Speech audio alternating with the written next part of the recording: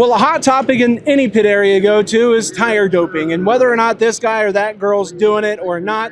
Well, this guy right here, Dennis, has come out with a product that's going to test that at the racetrack, so we don't have to wait for days to get samples back and forth.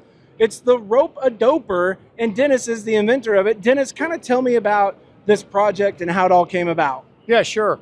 So my son races outlaw karts, and we've been racing outlaw karts since 2020.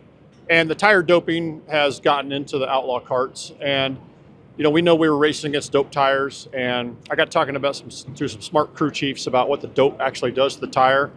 And I'm a laser technician by trade in the 3D printing industry for 35 years. And I thought to myself, well, if the dope does this to a tire, if I hit it with this type of laser, I should get this result. So I grabbed one of our tires and one of our friends' tires that got busted doping, and went to my lab, and sure enough, it worked. I shined a particular type of laser on the tire surfaces and measured for the reaction of creating smoke, and I got the results I was expecting. So from then, that was about winter of 24, or winter of 23, and I just kept refining it and getting repeatable results until I got to a point where I could actually show somebody. I felt good enough about showing somebody.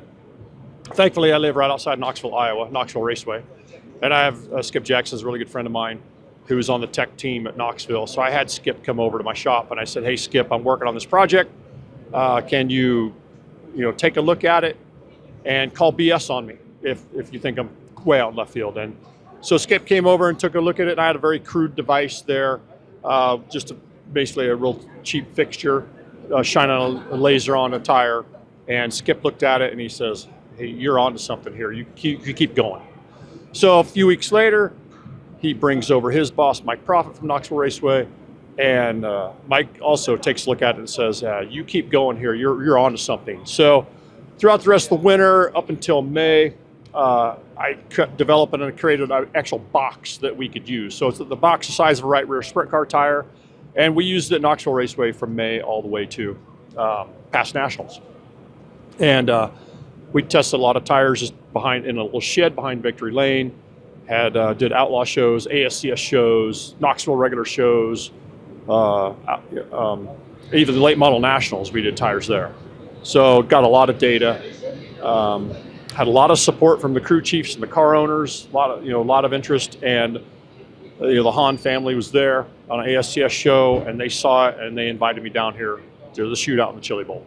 So really, here for this year at the Tulsa Shootout, being such a new product, you're just here gathering data for the tech team, right? You're not here to rat anybody out or put anybody on blast. It's just about acquiring the data as you're refining this project and just making it adaptable to everything possible. What's the ultimate goal for you with the Rope-A-Doper?